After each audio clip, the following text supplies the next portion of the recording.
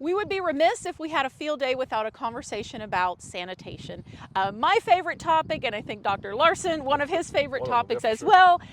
Sanitation is a cultural practice that fits into the bigger picture of IPM, integrated pest management. So we are standing here today on the far side of our research farm.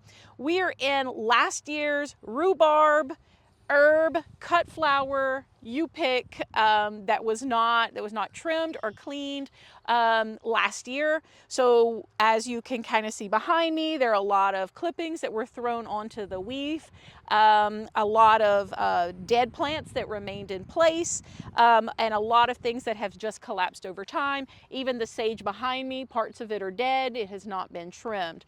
So from a disease management standpoint, these are all tissues that are ideal for overwintering of particularly fungal pathogens. So these plants are harboring, and the clippings as well, are harboring pathogens that were there last year. They have been allowed to overwinter, and so this year the inoculum load, or the amount of that fungal tissue that's ready to infect and to spread, is higher. So each year that inoculum load will increase if we don't have a good sanitation program. And sanitation, as you would guess, means clean. Yeah, you got to clean it out. I guess I look around and I see there was some attempts to prevent problems, right? We've got all of this fabric laid down.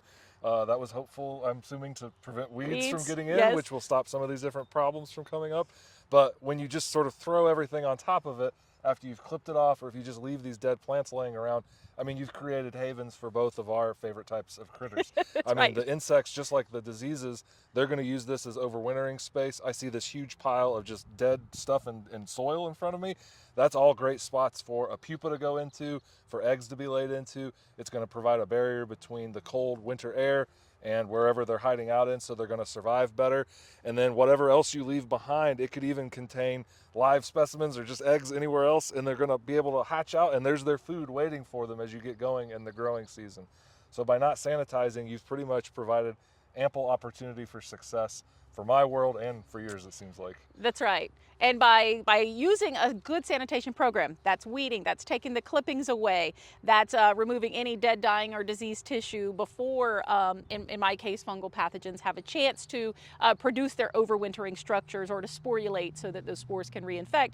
By getting that out sooner, oftentimes you can eliminate about 80 or 85% of your disease pressure just from cleaning it up. And there's no scrubbing, there's no special chemicals to get it done. It's simply just clipping, hauling away, sometimes sweeping your fabric if that is a possible means. For some larger facilities it's not.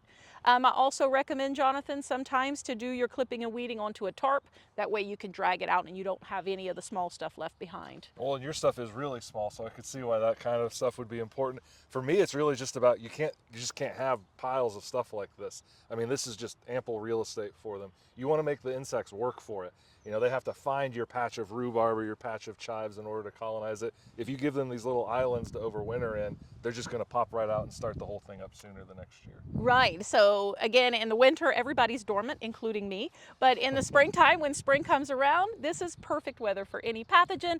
I like to say, if it's warm enough for us, they're happy too. So it's not too cold and it's not too hot. So this is the time that these fungal pathogens are breaking their dormancy and they're looking for new active growth, especially young succulent tissue. And here it is. We've got new tissue on the rhubarb. Our chives, what's left of them, they're starting to grow again. So we've got new growth on our sage and our bee balm. So this is the time. It should have been cleaned up already. You should clean up all during the year. As you see problems, it should always be cleaned up. But in particular, March is the time everything should be spick and span, because those ideal temperatures start hitting around April. But it's never too late. So doing it now is better than not doing it at all. But I see, Jonathan, you are smiling here with these chives. Yeah, they're pretty much completely collapsing right here. We've got a lot of aphids living in them. You can see these little black aphids kind of wandering around.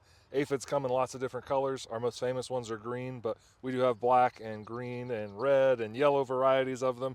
And these ones clearly have found success here, probably from the weeds, probably from some of the material that was left behind from last year, and they were able just to hatch out, and all of their favorite food was waiting for them. So for me, sanitation, I would say, it has to be done in the fall. if you're going to prevent problems in the next year. But just like you said, it's never too late. If you can get it out of there before things start growing, you will hopefully cut out some of these problems at the root. Okay, there you have it. Keep it clean, and anything's better than nothing.